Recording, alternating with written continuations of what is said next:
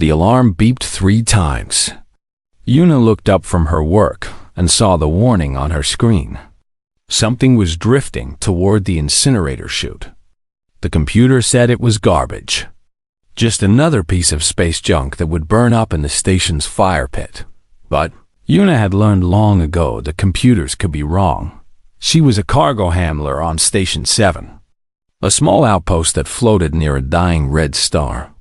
The station was old and tired, just like everything else in this forgotten corner of space. Yuna worked the night shift alone. She liked it that way. No officers watching her.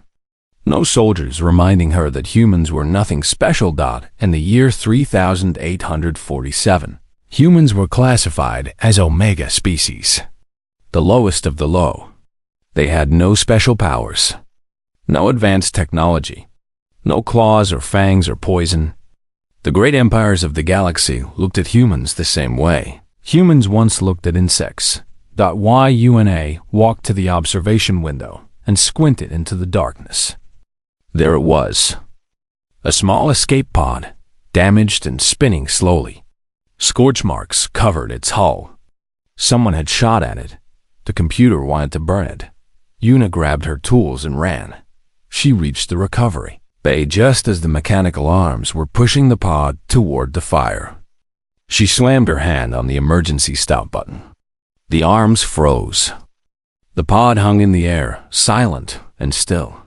"Come on," she whispered. "Show me what you have." She cut through the pod's outer shell with her plasma torch. The metal was thick, expensive. This was not a cheap escape pod. This belonged to someone important. When the door finally opened, Yuna gasped. Inside were 14 small creatures. They looked like cats. Earth cats. They had soft fur and pointed ears and long tails. But their colors were strange. Silver, gold, deep purple. One was black with spots that seemed to glow. They were all unconscious. Their breathing was weak. Strange crystal shapes grew on their skin like some kind of disease. Yuna knew what she should do. She should report this. She should call the station commander and let the proper authorities handle it. That was the law. Omega species were not allowed to interfere with unknown alien life. The punishment was exile to a prison moon, but these creatures were dying. Right now, right in front of her. Yuna made her choice. She found a cargo card and carefully loaded all 14 cats onto it. She covered them with old blankets so no one would see. Then she pushed the cart through the empty hallways of Station 7, all the way to her small room in the Omega quarters. Her room was tiny. Just a bed, a desk, and a small bathroom. But it was hers, and no one bothered her here. She laid the cats on her bed and started working. The crystal parasites were the biggest problem. They were feeding on the cats, draining their energy. Yuna searched the station's medical database for answers, but there was nothing. These creatures were not in any file. So she improvised. She remembered how her grandmother used to remove ticks from dogs back on Earth. Slow and careful. Never rush. Never panic. One by one, she removed the crystals with tweezers and steady hands. The cats whimpered but did not wake. When she finished, she cleaned their wounds with water and wrapped them in warm cloth. Then came the hard part. Feeding them. Yuna did not have much food. Omega workers received small rations. Just enough to survive. But she took her dinner and cut it into tiny pieces. She mixed it with water to make it soft. Then she fed each cat by hand, drop by drop. It took hours. By the time she finished, her back ached and her eyes burned. But all 14 cats were breathing easier.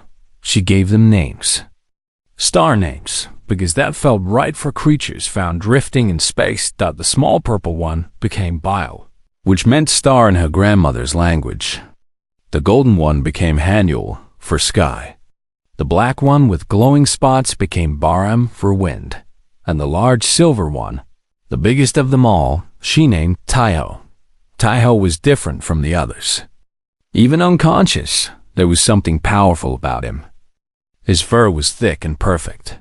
His body was muscular. And when she touched him, she felt a strange warmth, like holding a stone that had been sitting in sunlight. Over the next few weeks, Yuna fell into a new routine. She worked her shift, then returned home to care for her cats. She spent all her money on extra food from the black market. She slept only a few hours each night. The cats grew stronger. They began to wake up one by one. They explored her tiny room with curious eyes. They played with each other. They purred when she petted them, but they never tried to run away. They never scratched her.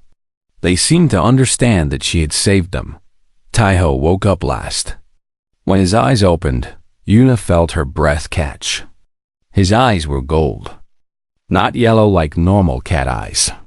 Gold, like molten metal dot. He stared at her for a long moment. Then he slowly blinked and pressed his head against her hand.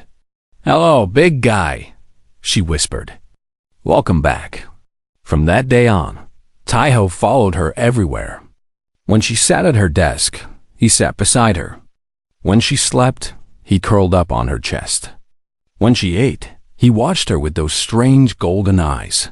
The other cats treated him differently too. They moved out of his way. They brought him food first. They seemed to wait for his permission before doing anything. It was strange. But Yuna was too tired to think about it. One night, she woke up suddenly. The room was dark. Something had disturbed her sleep. Taiho was sitting at the window, staring out at the stars. His body was tense. His tail moved slowly back and forth, and his eyes were glowing, not reflecting light, creating it. 2 points of golden fire in the darkness. Yuna's heart pounded. She wanted to scream. She wanted to run. But then Taiho turned to look at her. And in that moment, she saw something in his eyes. Not danger. Not fret. Gratitude. He walked over to her bed and lay down beside her. His warm body pressed against her side. His purring filled the room. Yuna did not sleep again that night. She lay there in the darkness, stroking the fur of a creature she did not understand, wondering what she had really saved from the fire. Outside the window, the dying star burned red, and somewhere in the vast darkness of space, someone was searching for what she had found. The trouble started with a knock on Yuna's door. She was feeding bile when she heard it. 3 sharp knocks. Official knocks. The kind that meant someone with authority was waiting outside. Yuna quickly pushed the cats under her bed. She threw a blanket over them and kicked their food bowls into the corner. Then she opened the door. Commander Duri stood in the hallway. He was a tall reptilian creature with green scales and yellow eyes that never blinked. He wore the black uniform of the hegemony, the empire that controlled this sector of space. On his chest, 3 silver stars showed his rank. "Cargo handler Yuna," he said. His voice was cold. "I am conducting an inspection of the Omega quarters. Step aside." Yuna's heart hammered in her chest, but she kept her face calm. "Of course, Commander." "Please come in." Duri walked into her room. His eyes moved slowly across everything. The bed, the desk, the small pile of clothes in the corner. He sniffed the air. "I have received reports," he said, "of unauthorized life signs in this section. The sensors detected multiple heat signatures coming from this room." Yuna forced herself to breathe. "I don't know what you mean, Commander." Duri crouched down and looked under the bed. 14 pairs of eyes stared back at him. For a long moment, no one moved. Then Duri stood up. His hand moved toward the communicator on his belt. "Wait," Yuna said. "Please, I can explain." "Explain?" Duri's yellow eyes narrowed. "You are hiding unregistered alien life forms. You know the punishment for this crime." "They're not alien," Yuna lied. The words came fast. "They're therapy animals. Earth cats." Humans are allowed therapy animals under Section 47 of the Psychological Welfare Code. You can check. Dury stared at her. His tongue flicked out, tasting the air. Therapy animals. Yes, humans have emotional needs. The code was written to accommodate this weakness. I have the right to keep them. It was a desperate lie. These creatures looked like Earth cats, but anyone who studied them closely would know they were different. Their eyes were too bright. Their fur was too perfect. And Taiho was far too large to be any normal cat. But Dury was a reptile. To him, all furry creatures probably looked the same. I will verify this, he said finally. If you are lying, you will be sent to the prison moon. Do you understand? Yes, Commander. Dury gave the cats one last look. Taiho stared back at him without fear. For a moment, something flickered in Dury's eyes. Uncertainty, maybe, even a little fear. Then he turned and walked out. Yuna closed the door and collapsed against it. Her whole body was shaking. She had almost lost everything. Byel crawled out from under the bed and rubbed against her leg. Yuna picked her up and held her close. That was too close, she whispered. I need help. The next day, she found Hana in the engine room. Hana was one of the few other humans on Station 7. She was a mechanic, small and quick with clever hands. She and Yuna had been friends for 3 years. They looked out for each other, the way all humans in space learn to do. You did what? Hana's eyes went wide when Yuna told her the story. I couldn't let them die. Yuna, you could be exiled. You could be killed. For cats, they're not just cats. Yuna shook her head. I don't know what they are, but they're special. I can feel it. Hana was quiet for a moment. Then she sighed. Fine, what do you need? Together, they built a better hiding place. Hana found an old storage container and converted it into a secret room behind Yuna's wall. The cats could hide there during inspections. Hana also hacked the station's sensors so they wouldn't detect the extra heat signatures. This is crazy, Hana muttered as she worked. This is absolutely crazy. I know, Yuna said. Thank you. As the weeks passed, Yuna noticed more strange things about Taiho. He was smart. Too smart. Sometimes, she caught him sitting at her computer terminal, pressing buttons with his paw. The first time it happened, she thought he was just playing. But then she looked at the screen. He had opened a star map. He was looking at a specific region of space, far from Station 7, a region that Yuna had never heard of. What are you doing? She asked. Taiho looked at her. Then he looked back at the screen. His paw pressed another button, zooming in on a particular star system. Yuna felt cold. Cats did not use computers. Cats did not read star maps, but Taiho did. She also noticed how he protected her. Whenever someone knocked on her door, Taiho positioned himself between Yuna and the entrance. He did not hiss or growl. He simply stood there, calm and ready. The other cats followed his lead. They moved when he moved. They slept when he slept. They watched him the way soldiers watched a general. One night, Yuna could not sleep. She lay in bed, staring at the ceiling, thinking about all the questions she could not answer. Taiho jumped onto her chest and curled up there. His warmth spread through her body. His purring filled the room, but this time, she listened more carefully. The purring had a pattern. Short, long, short, long. It repeated over and over, like a code. Yuna had grown up on a space station near Earth. Her father had been a communications officer. He had taught her the old codes that humans used before they met alien species. Military codes. Emergency codes. She recognized this pattern. It was a distress signal. Taiho was sending a message. With his purring, like a radio beacon that only certain ears could hear, Yuna sat up. Taiho slid off her chest and landed on the bed. He looked up at her with those golden eyes. "What are you?" She whispered. Taeho did not answer. Of course, he did not answer. He was a cat. But for a moment, just a moment, Yuna saw something behind his eyes.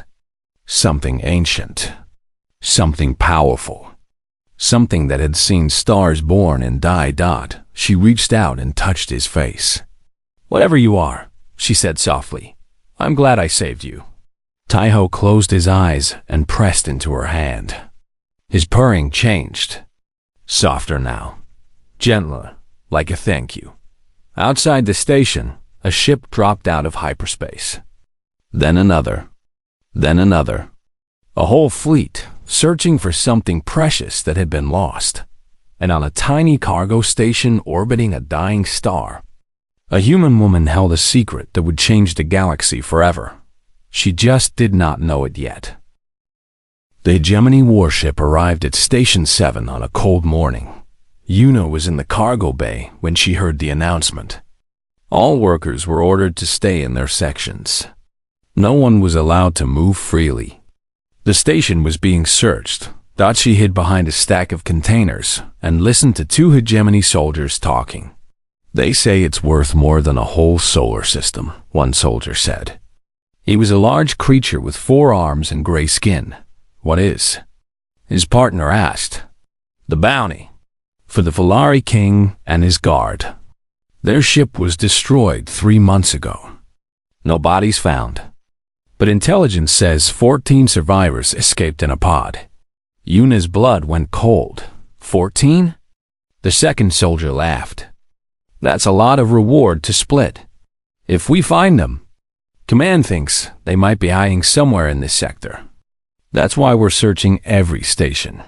Yuna did not wait to hear more. She ran back to her room as fast as she could. The cats were sleeping when she arrived.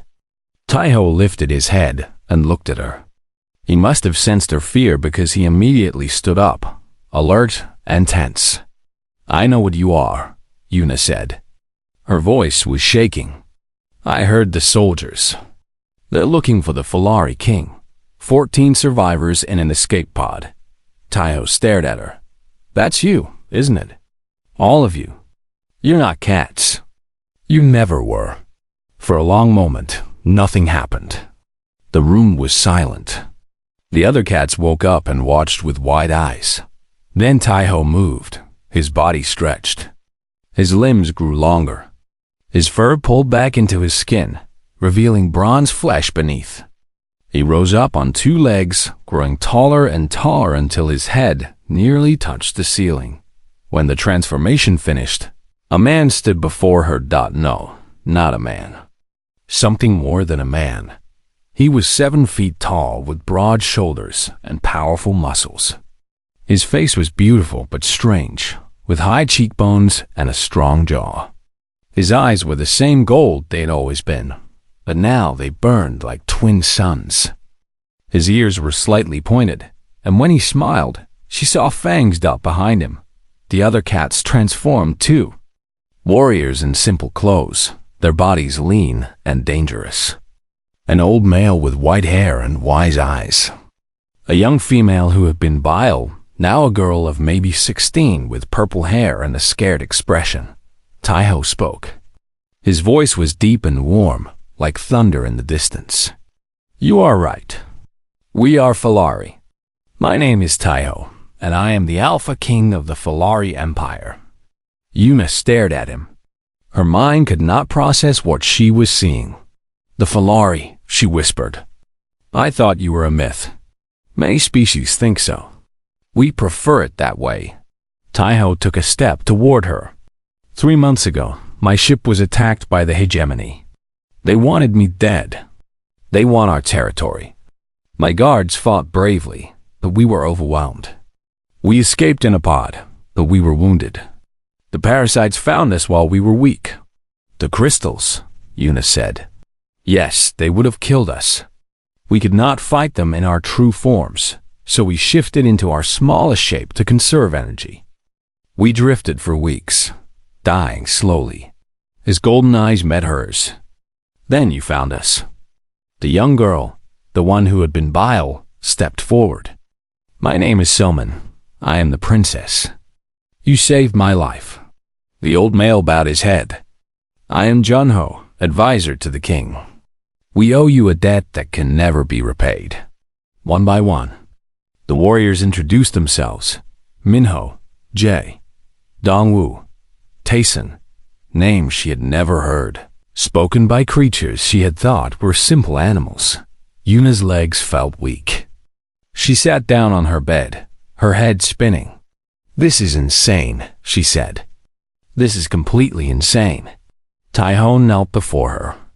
The Alpha King of an empire that ruled a third of the galaxy knelt before a human cargo worker. "You saved my people," he said. "You fed us when you had barely enough food for yourself. You cleaned our wounds with your own hands.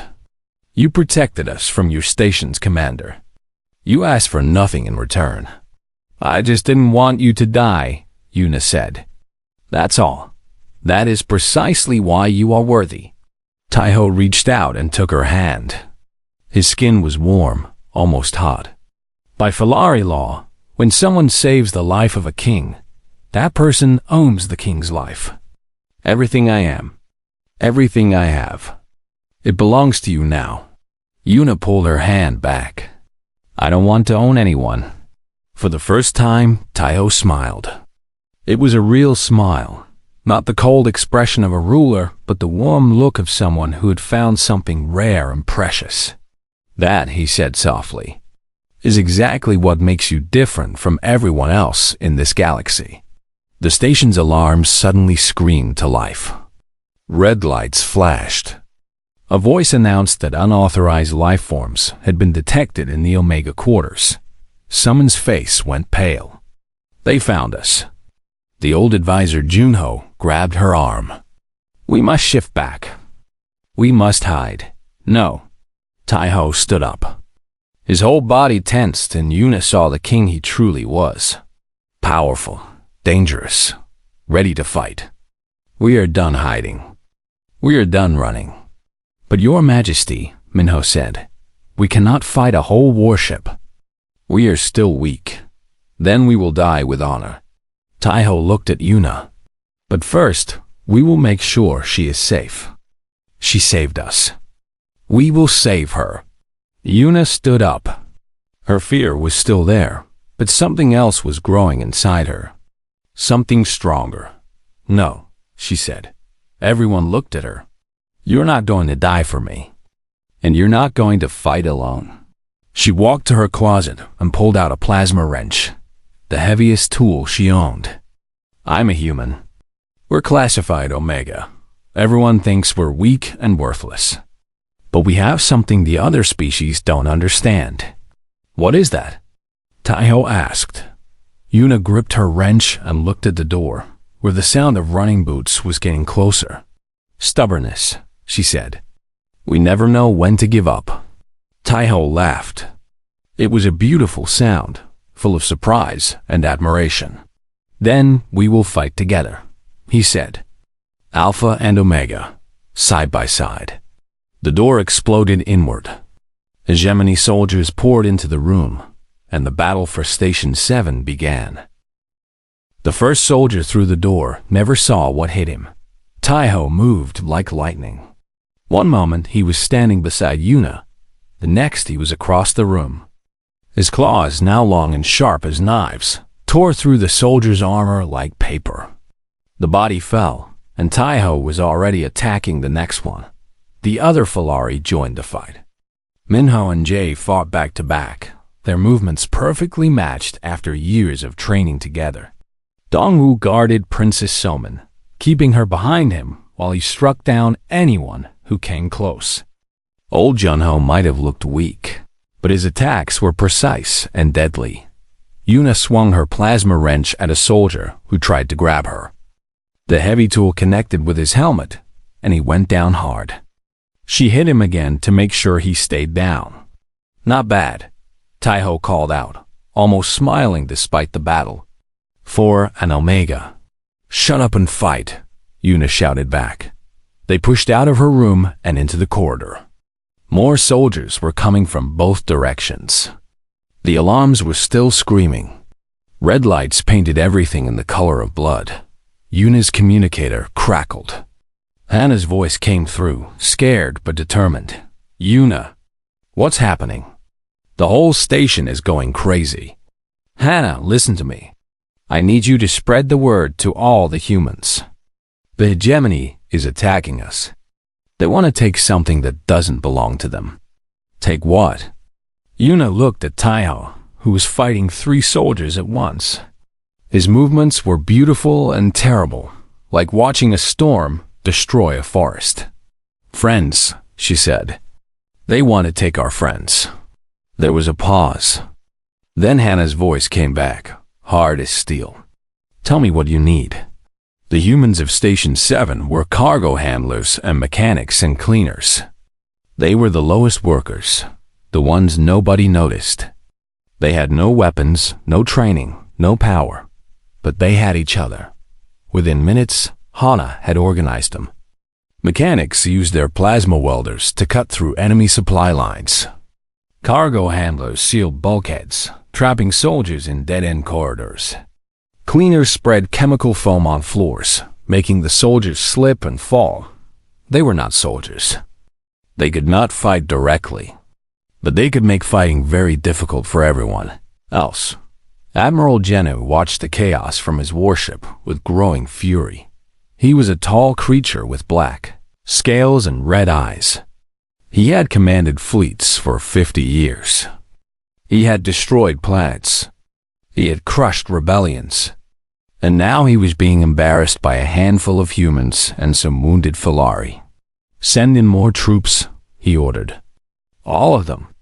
I want the Falari king brought to me alive. Kill everyone else." "Sir," his officer said, "the humans are resisting. They've blocked several corridors." "Humans?" Genu laughed. It was an ugly sound. "They are Omega vermin. Step on them like the insects they are." But the insects would not die. In the cargo bay, Yuna and the Falari were surrounded. 20 soldiers formed a circle around them, weapons raised. Taiho was wounded. A deep cut on his side bled golden blood. The other Falari were tired, their movements slower than before. "Surrender," the lead soldier commanded. "You cannot win." Yuna stepped forward. She was small and unarmed.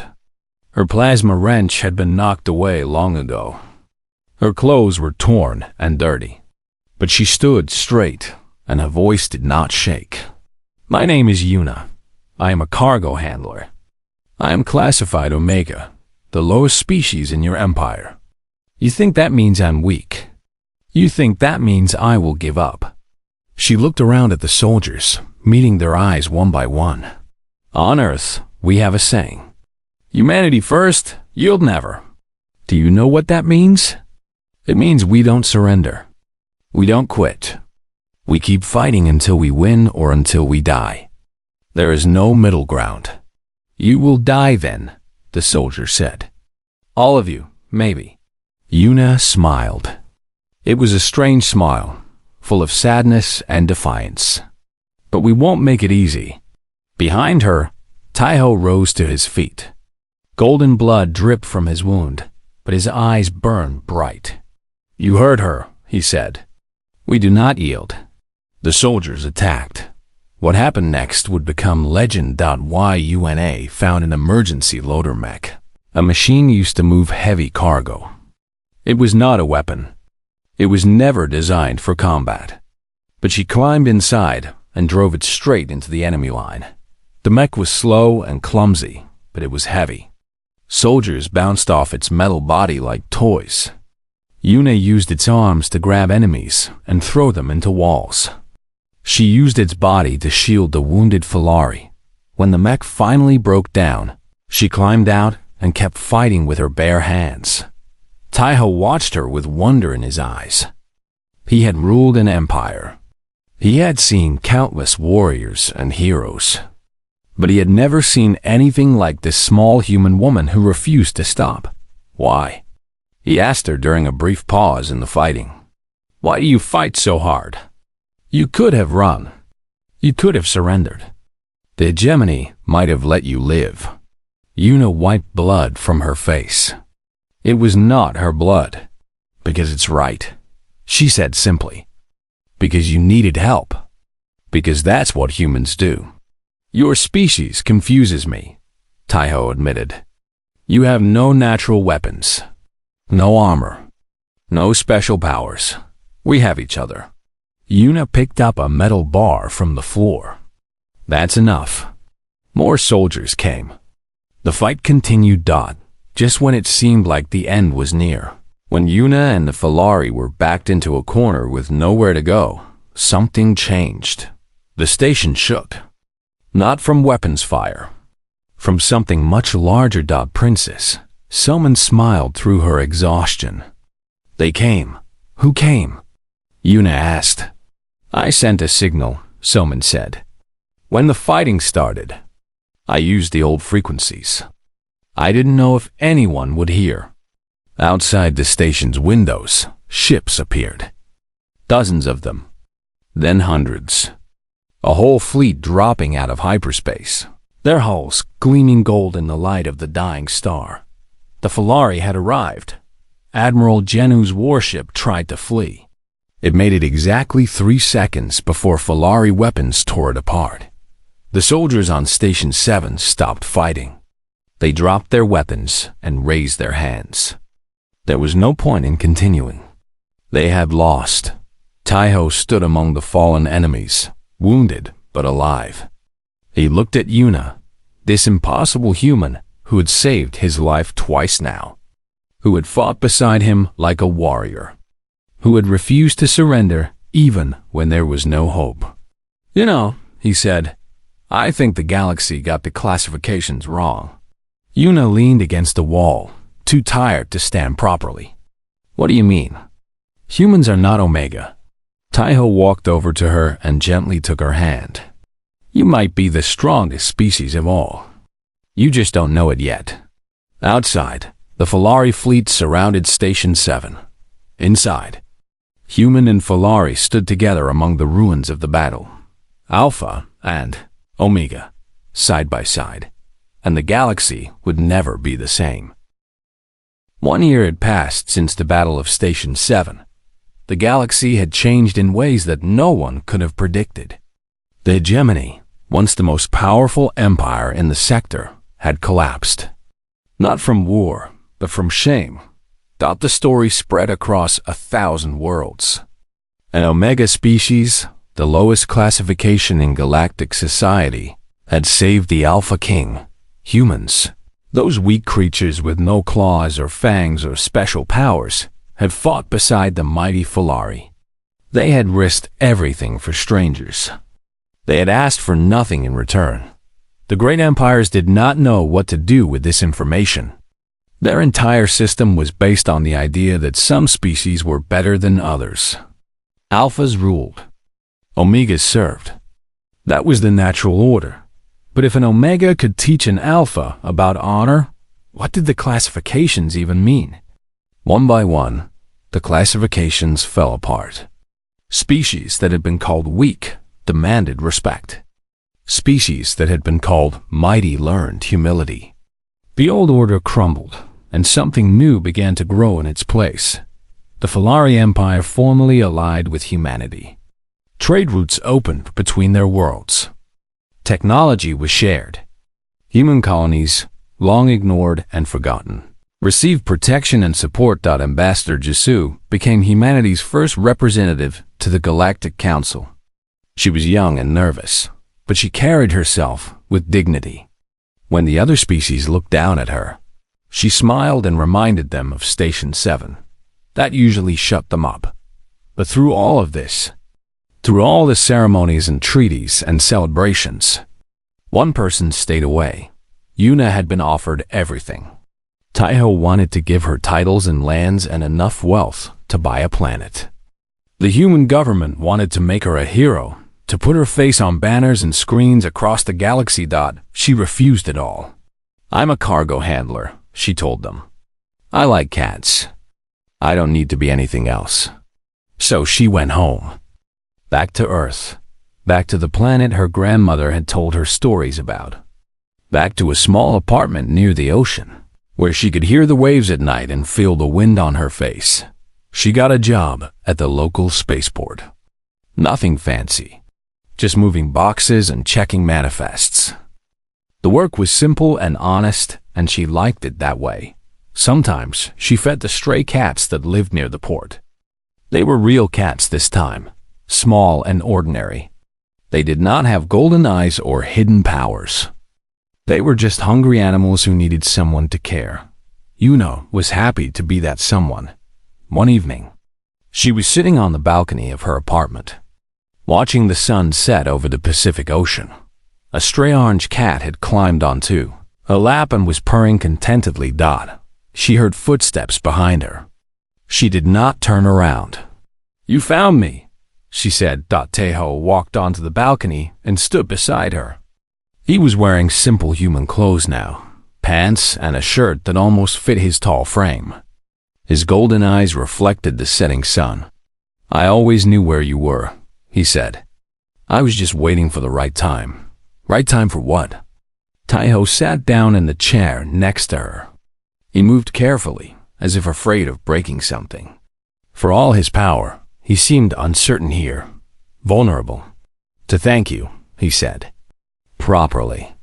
Not as a king to a subject, but as a friend." Yuna finally looked at him. He was just as beautiful as she remembered, just as strange and otherworldly. But there was something different in his eyes now, something softer. "You already thanked me," she said. "About 1,000 times. Words are easy. They cost nothing." Teho leaned back in his chair and looked at the ocean. "You changed my life, Yuna, not just by saving it. You changed how I see everything. My empire, my people, myself. How? Before I met you, I believed in the classifications. I thought some species were simply better than others. It was the natural order. The strong ruled, the weak served." He shook his head slowly. "Then I watched you, an Omega, do something that no Alpha in my empire would have done. You risked your life for strangers. You shared your food when you had nothing. You fought against impossible odds because it was right." The stray cat jumped from Yuna's lap onto Teho's. He froze, uncertain what to do. Yuna laughed. "Just pet him. It's not complicated." Teho carefully placed his hand on the cat's back. The cat purred louder and curled up. "My people have a saying," Teho said softly. "The stars remember kindness longest. That's nice. What do humans say?" Yuna thought about it. She remembered her grandmother, who had died when Yuna was young. She remembered sitting on her grandmother's lap, listening to stories about Earth and the ocean and the old ways. "We say something simpler," she said. "Be kind. It costs nothing." Teho was quiet for a long moment. The sun sank lower, painting the sky in shades of orange and pink and gold. "I used to think kindness was weakness," he finally said. "I thought compassion was something lesser species used to comfort themselves. I was wrong. We're all wrong sometimes. Not like that. Not about something so important." He turned to look at her. "You showed me that kindness is the strongest thing in the universe. It can change hearts. It can change empires. It can save lives that would otherwise be lost." Yuna felt her cheeks grow warm. She looked away, back at the ocean. "I just fed some cats," she mumbled. "You did much more than that." Teho reached over and gently took her hand. His skin was warm, just like she remembered. "You reminded the galaxy what really matters." They sat together as the sun disappeared and the stars came out. The same stars that Yuna had named her cats after, back on Station 7. Vega, Rigel, Polaris, Sirius. The stray cat fell asleep in Teho's lap. He kept petting it, his movements gentle and careful. "What happens now?" Yuna asked. "Whatever you want." Teho smiled at her. "By Falari law, my life still belongs to you. I will stay or go. I will be your friend or your servant or anything in between. The choice is yours." Yuna thought about it. She thought about the small apartment and the simple job and the quiet life she had built. She thought about the galaxy out there, still changing and growing. She thought about this strange king who had knelt before her and fought beside her and traveled across the stars just to say, "Thank you." "Stay," she said finally. "Not as a servant, not as a subject. Just stay." Taiho's smile grew wider. For a moment, he looked like the cat she had rescued all those months ago. Grateful, happy, home. "As you wish," he said, dot above them. The stars glittered in the darkness. Somewhere out there, species that had been enemies were learning to be friends. Walls that had stood for centuries were falling down. A new era was beginning, and it had all started with a human woman who refused to let 14 cats die.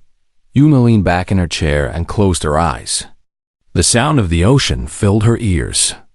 The warmth of Taiho's hand filled her heart. She had never wanted to be a hero. She had never wanted to change the galaxy. She had just wanted to help. But sometimes, that was enough. Sometimes, that was everything. The stray cat woke up and yawned. Taiho laughed, and Yuna laughed with him. The sound drifted out over the ocean, up toward the stars, into the infinite darkness where somewhere, maybe, the universe was listening, and the stars, indeed, remembered kindness longest.